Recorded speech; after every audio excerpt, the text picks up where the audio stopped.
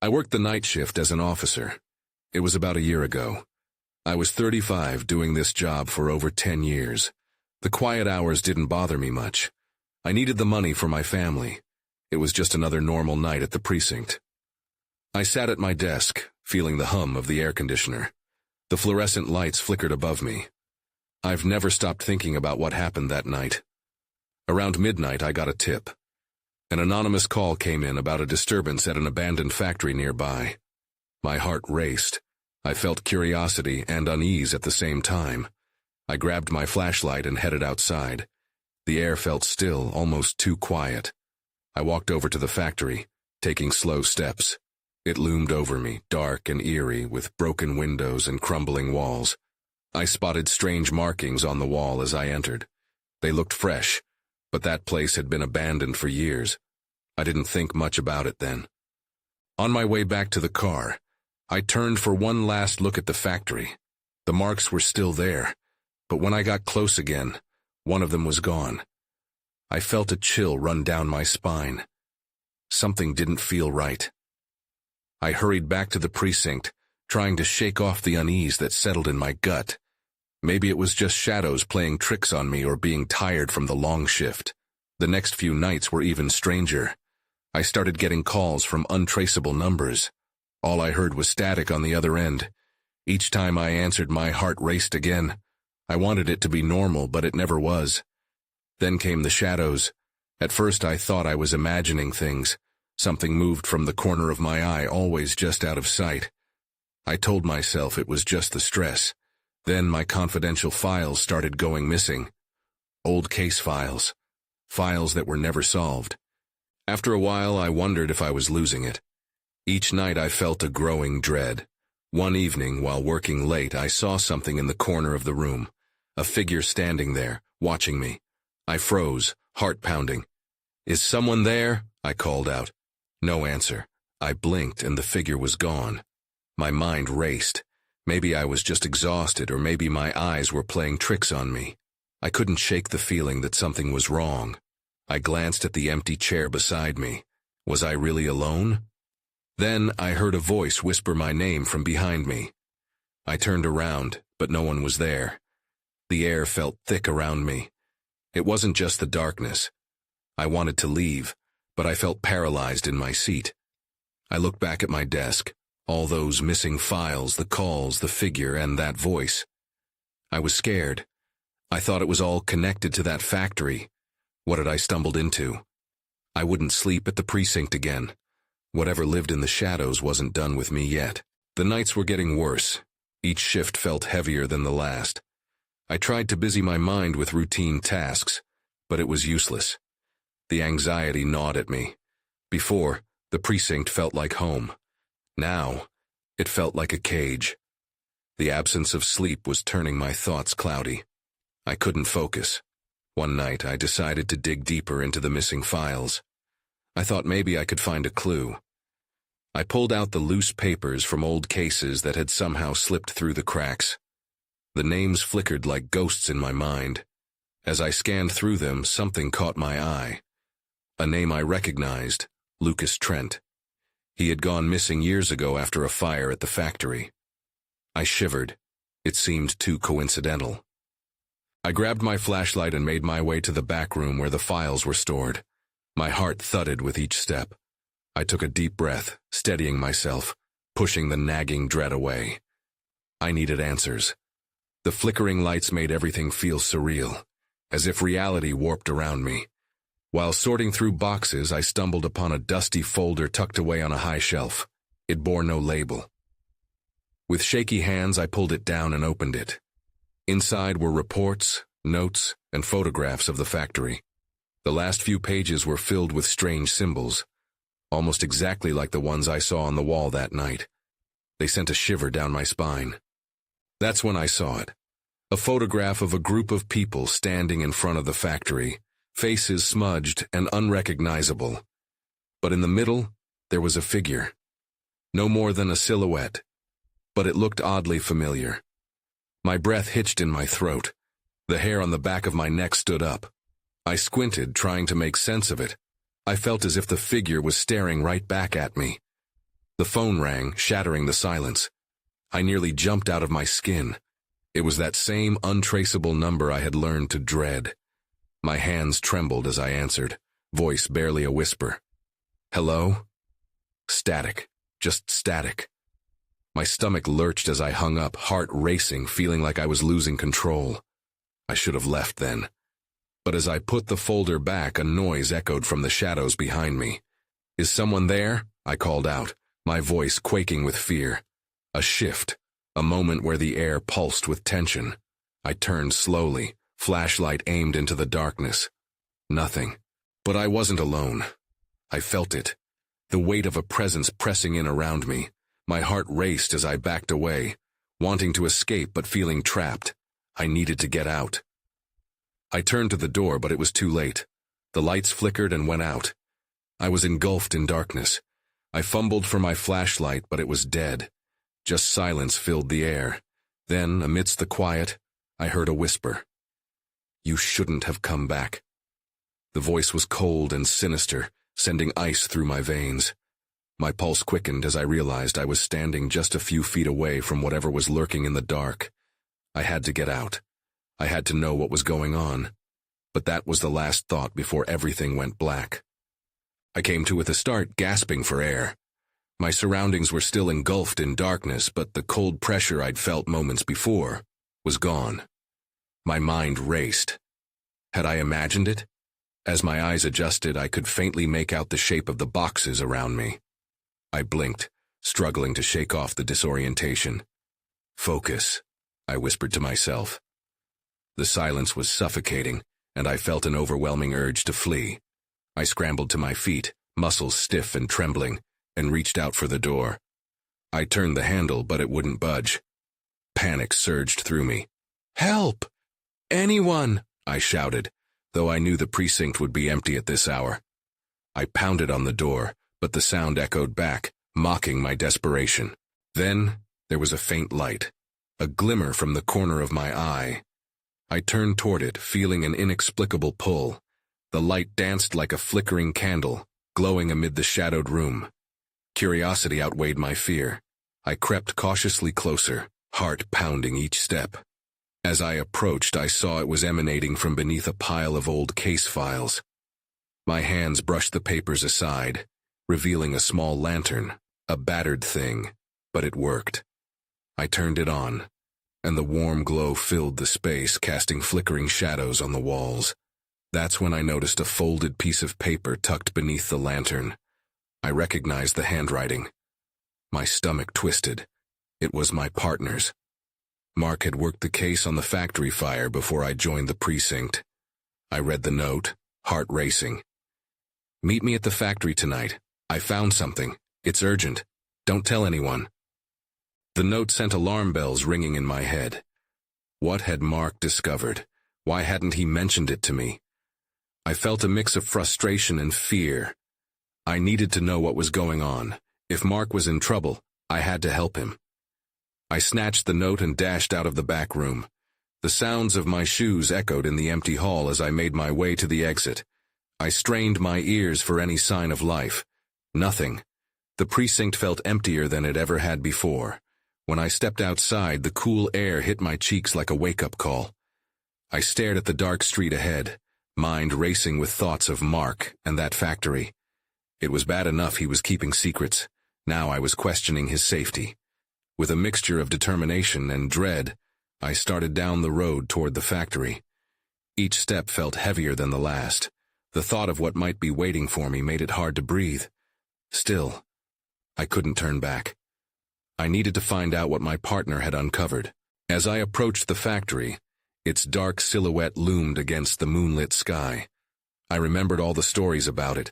The fire, the missing people, the sense that something unexplainable lingered there. The air crackled with tension as I stepped inside, flashlight in one hand and the note in the other.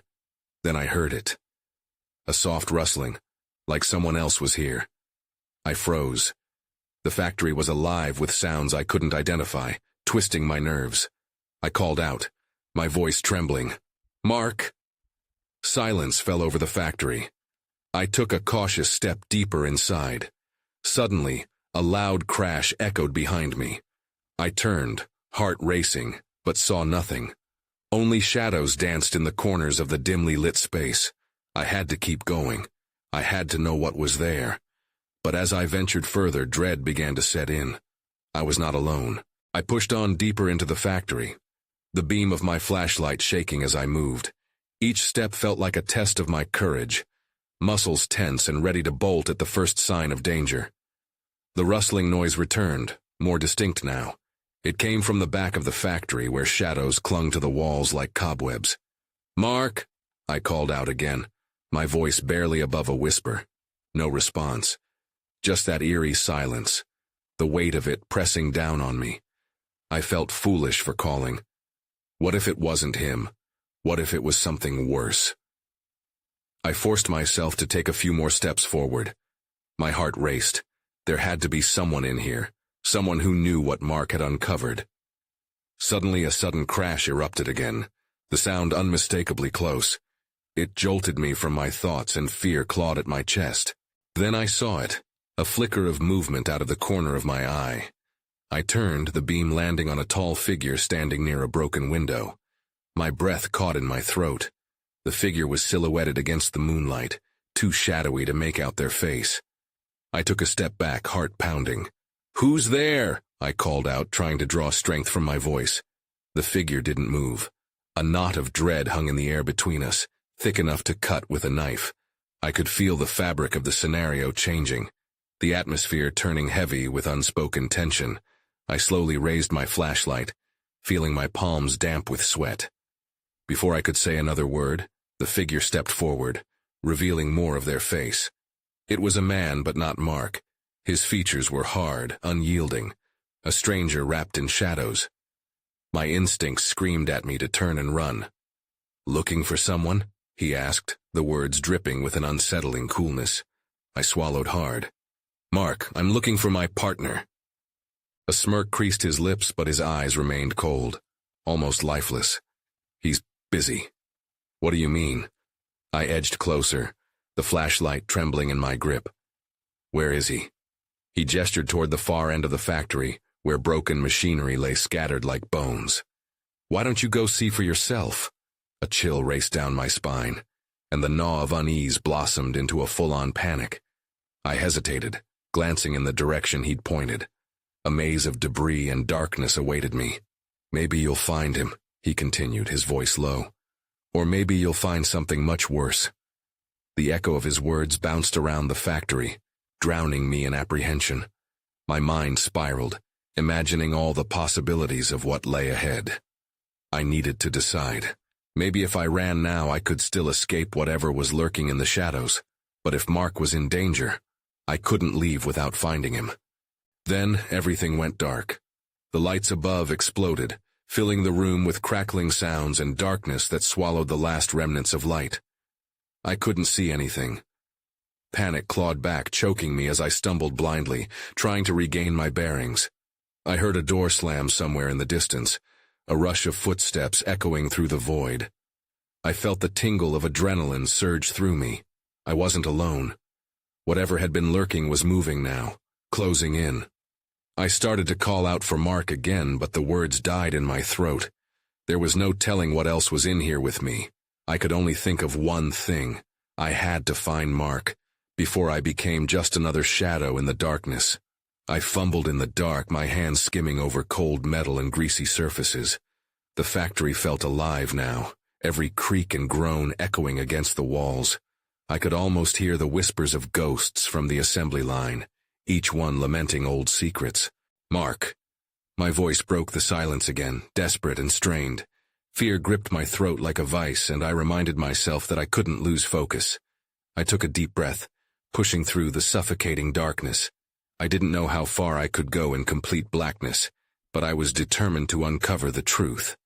I moved towards the sound of the footsteps I'd heard earlier, the ones that slipped away just as quickly as they came. With each step I took, the air grew heavier. It smelled of rust and decay, a reminder that this place had long since been abandoned. I had no idea how long Mark had been gone or the dangers I might face. Suddenly, a flash of light flickered in the distance, illuminating a small area near a stack of crates. I hurried toward it, heart racing. As I approached, I saw it was a small flashlight, Mark's flashlight, dim and sputtering, like a dying star desperate for light. I reached down to pick it up, fingers trembling. The beam of light was weak, barely cutting through the dark, but it was enough for a glimmer of hope. I turned it on fully and shone it around. What I saw made my heart plummet. Scattered tools, a few personal belongings, and blood. Panic surged. It was fresh, dark against the gray floor. My stomach twisted. Mark. My voice held an even greater urgency now. I didn't know if it was his, but I couldn't ignore the sickening thought that something terrible had happened. I searched the area, scanning for any sign of him. That's when I heard breathing, a low, ragged sound coming from behind one of the crates. I froze, the blood in my veins turning to ice. The air felt thick, suffocating me. I shined the light, heart racing, praying I wouldn't see what I feared. Mark? I barely managed to whisper. Nothing. Just the heavy, labored breaths. I took a cautious step forward, and in that instant the breathing stopped. My instincts screamed at me to retreat, but the need to know the truth pushed me onward. Mark! Then, out of the corner of my eye, I caught movement. A shadow slipped past the edge of the crates. I turned, light dancing over the surfaces, desperate to catch a glimpse of whatever, or whoever, it was. Show yourself, I demanded, trying to sound braver than I felt. The breathing returned, now more frantic. I caught a glimpse of a figure, hunched, dark against the backdrop of rusted machinery. My throat tightened. I could barely breathe. Is that you, Mark? A low chuckle echoed from the figure, sending chills down my spine. It wasn't Mark. I felt my heart drop into my stomach. Before I could react, the figure lunged toward me. I swung the beam of light around, the world spinning as fear consumed me. In that moment, I knew I had to run. I had to escape before I got caught in whatever nightmare was unfurling around me. But as I turned to flee, the blood from my previous discovery flashed in my mind. What if Mark was hurt? What if he needed me? I hesitated. The choice weighed heavy, and I still stood on the edge of danger, heart pounding frantically. But then I heard a voice, barely above a whisper but unmistakably his. Help! What was more terrifying was that it was coming from behind me, deeper in the shadows. Mark! I shouted again, moving toward the darkness, a new determination firing through me despite the fear. I plunged into the darkness, chasing the sound of Mark's plea. My heart drummed painfully in my chest as I pushed aside the fear gnawing at my mind. I had to find him. I couldn't let whatever had emerged from the shadows take him from me. As I moved deeper into the factory, the flashlight flickered and sputtered, each brief burst of light revealing just enough to see the jagged edges of my surroundings. Machines loomed like sentinels, remnants of a world that had once been alive with work and purpose. Now they felt oppressive, closing in around me. Mark! I cried again, voice cracking with desperation. The echoes swallowed my words, leaving only silence in its wake. The creeping dread settled in my bones. I felt like I was chasing a ghost through a graveyard of forgotten machinery. I stumbled around a corner where the weight of the darkness pressed down even harder. I was met with a corridor that branched off into more shadows. Unsure which way to go, I stood frozen, listening for any sound beyond my own breathing. Just as I thought to call out again, I heard a low thud, followed by a soft whimper. It was him. Mark? I turned toward the sound, my resolve strengthening. I didn't want to waste a single moment. I dashed forward, hastily glancing down the corridor. The faint outline of a figure became clearer with each step, hunched against the wall, blood-soaked shirt clinging to his chest. I dropped to my knees next to him, relief washing over me, but it was short-lived. Mark, what happened? I reached out, but he recoiled slightly, eyes wide with terror. Stay back, he gasped, panic etched in his voice. It's not safe. What do you mean? We have to get out of here, I insisted, glancing back toward the darkness creeping behind me. I could feel it, that suffocating presence that had taken hold of this place. No, there's someone out there, he whispered, his voice trembling.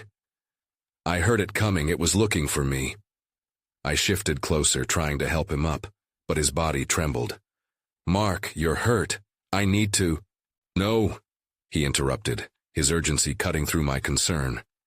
If you help me, it'll hear us. You have to run while you can. My gut twisted at his words. I didn't know what kind of danger lurked in this factory, but Mark's fear was palpable. Then, a distant clattering of metal made me jump. I glanced back, my worst fears coming to fruition. The shadows seemed to shift and sway, like something had been stirred from its slumber.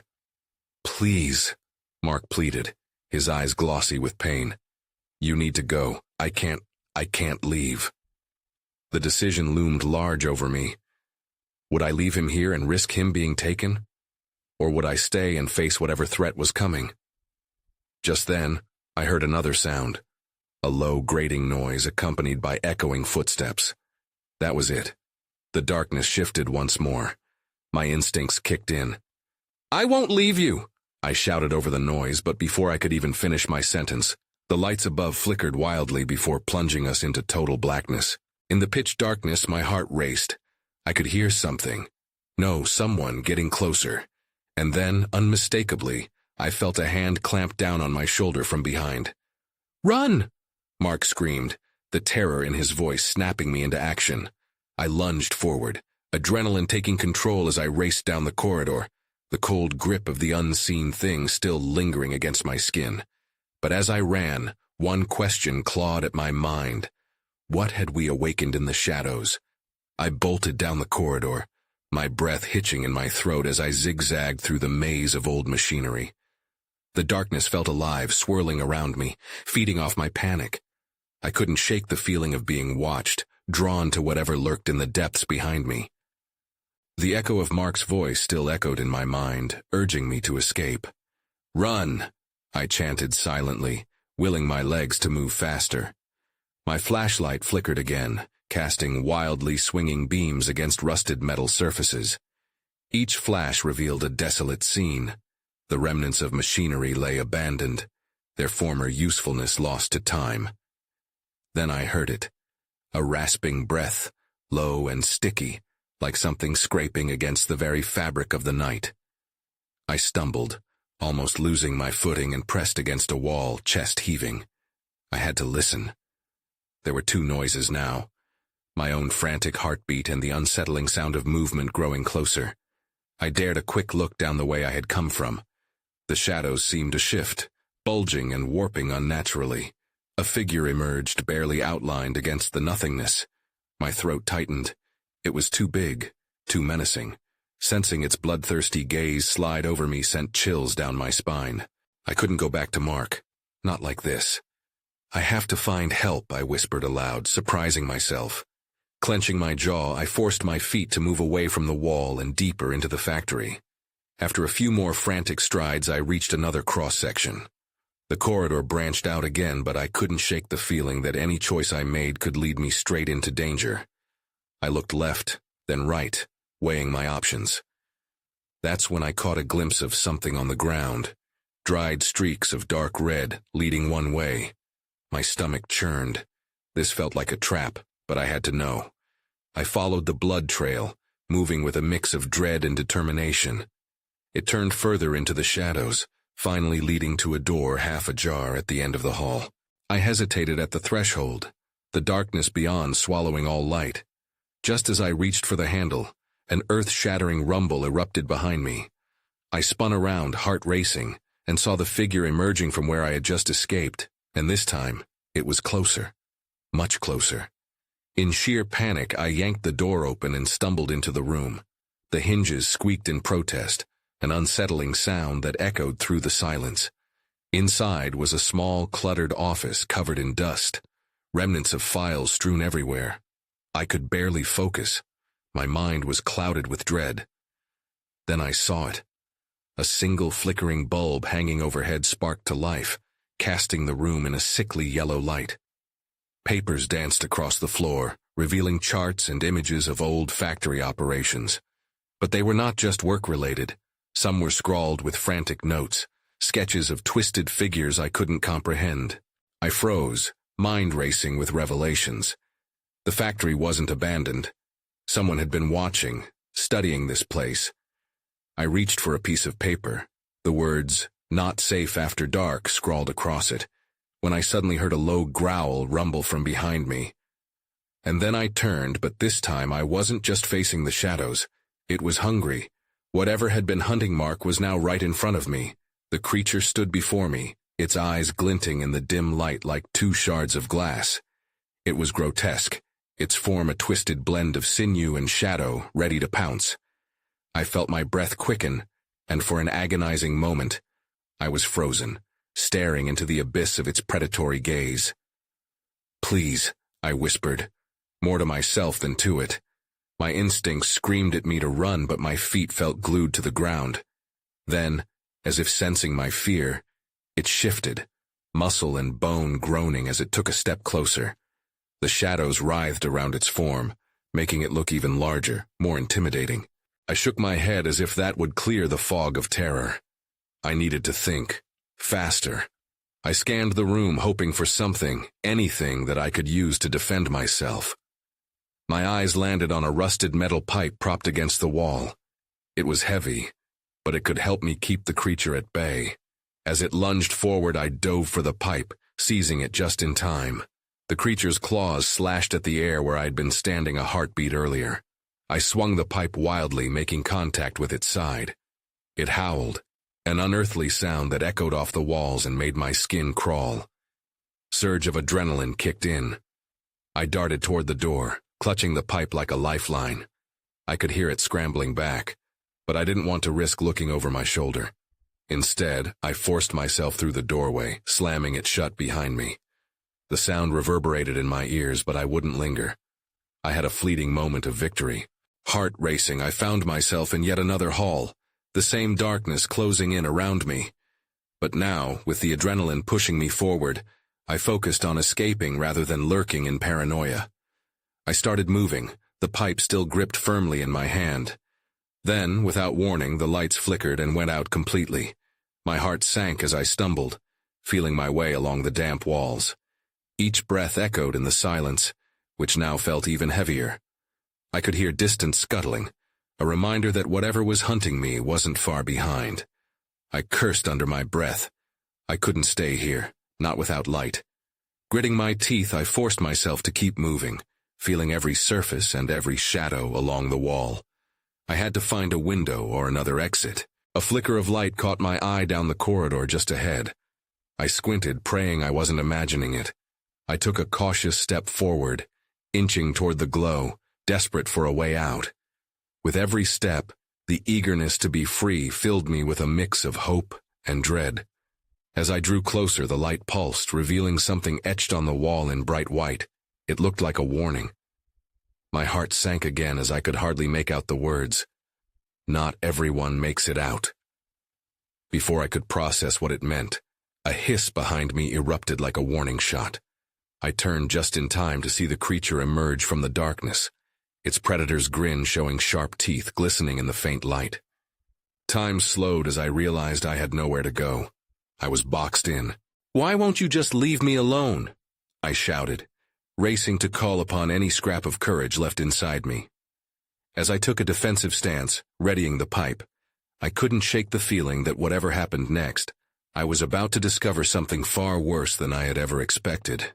The creature lunged, all jagged edges and primal fury. I swung the pipe, barely grazing its shoulder. It snarled, the sound so terrifying it sent a fresh wave of panic coursing through me. I had to act fast. My instincts kicked in. I darted sideways, hoping to outmaneuver it in the confined space of the corridor. I could feel the rush of air as it clawed at my back, narrowly missing me as I slipped past.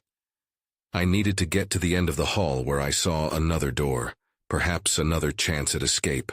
I ran, each footfall echoing off the walls like a countdown. The flickering light cast shadows that danced maliciously. I couldn't glance behind me. Each time I heard its growl, it felt like cold fingers gripping my heart. I reached the door and lunged for the handle. Locked.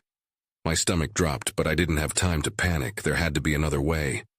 I turned, raising the pipe again, ready for its next attack.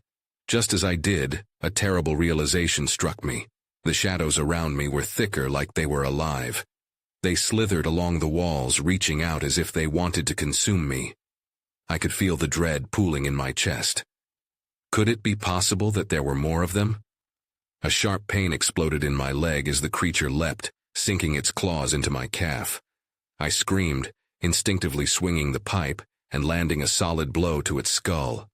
It stumbled back, losing its grip. As the pain radiated up my leg, I forced myself to focus. That's when I saw it, a glint of something metallic on the floor, a small key. I didn't know how it got there, but I grabbed it instinctively. I could feel the creature recovering, watching with eyes hungry for blood. With newfound urgency, I scrambled to my feet while still gripping the pipe. I needed to find that door again. A quick scan of the walls showed the doorways branching off, but the growl of the creature stopped me in my tracks.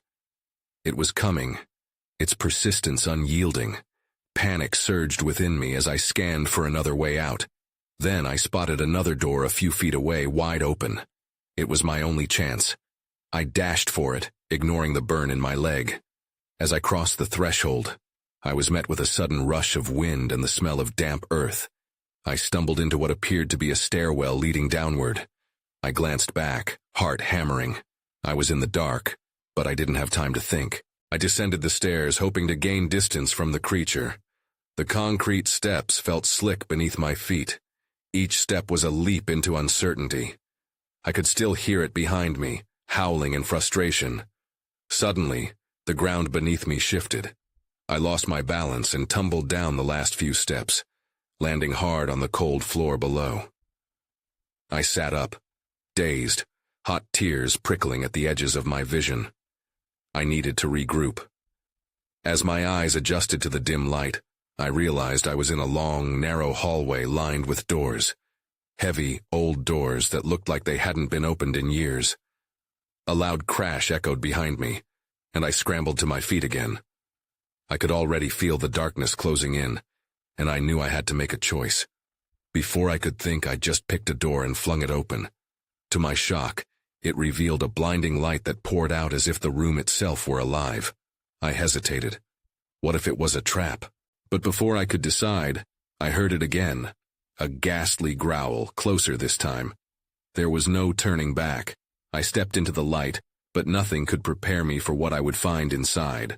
The door slammed shut behind me, the sound resonating like a gunshot in my ears. I blinked against the sudden brightness, heart racing as the room swallowed me whole. The first thing that hit me was the overwhelming scent of smoke and burnt wood, a stark contrast to the dank, oppressive darkness I had just escaped. I stood in a spacious room, the flickering light illuminating the remnants of what looked like an old office. Papers were strewn everywhere, and the walls were lined with charcoal sketches. There were eyes watching me from every angle, their expressions warped and crazed. In the center of the room, a large table was covered with maps and photographs of the factory, including the very hallway I had just fled. The sense of someone having been here before me made my skin crawl. I took a cautious step forward, taking in the frantic energy of the scene. On the table there was a large ledger, its pages yellowed and frayed. I glanced at the top of the page and noticed a series of names, missing persons, each one with a date scrawled beside it. Lucas Trent, Mark Anderson, and many others I recognized from the old files. My stomach twisted as I recognized the connections. "Mark," I gasped, clutching the table for support. Had my partner been here? Was he still somewhere in this nightmare? The question echoed in my mind as another growl roared from the hallway. I needed to keep moving. I turned toward the door that led deeper into the bowels of the factory, but as I reached for the handle, it swung open before I could touch it. A gust of stale air rushed in. I froze, my body ready to bolt, but curiosity pulled me forward just a bit more. The next room was small, filled with heavy shadows that slithered across the floor. It appeared to be a makeshift lab, with dusty equipment that hinted at something sinister. Glass jars lined the shelves, some filled with grotesque specimens floating in murky liquid. My breath caught as I spotted a small, rusted cage in the corner, empty, but still a reminder of whatever had once occupied it. I shivered. Then I heard it, a faint, muffled sound, like someone trying to cry out. My heart raced as I strained to listen, instinctively moving toward the sound. "Mark?" I whispered, following a dim light that flickered from beneath a heavy curtain at the far end of the room. With trembling hands, I pulled back the curtain, revealing a small space filled with old machinery and Mark. He was hunched over, bound to a chair and covered in cuts.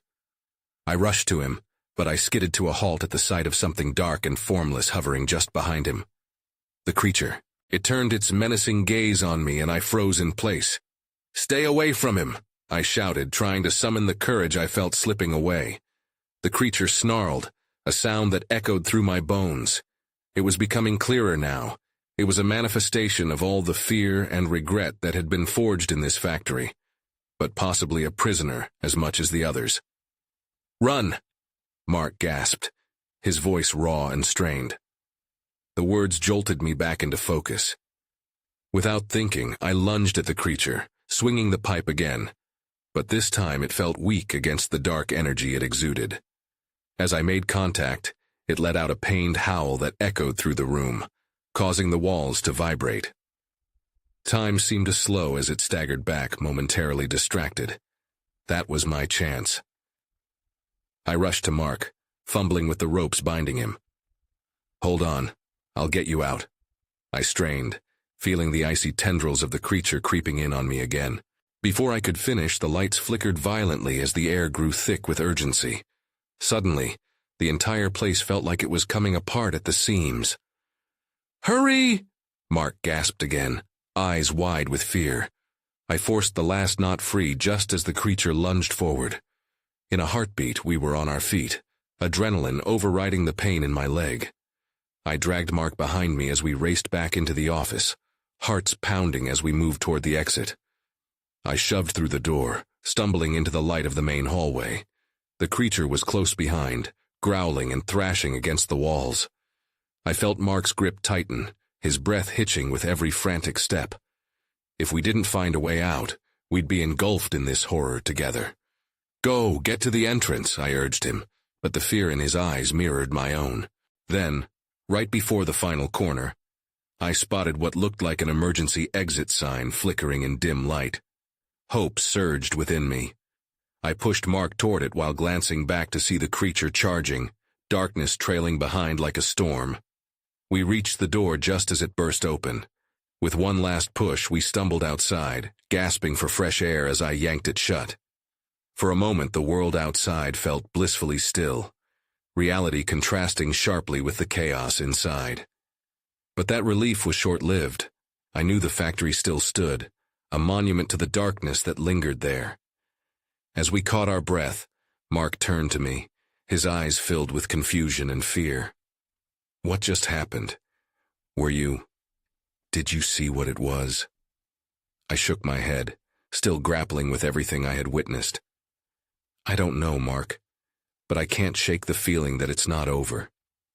The weight of the shadows from that night hung heavily between us, and I couldn't help but feel that something would always be left unexplained, lurking just out of view. I was free, but at what cost?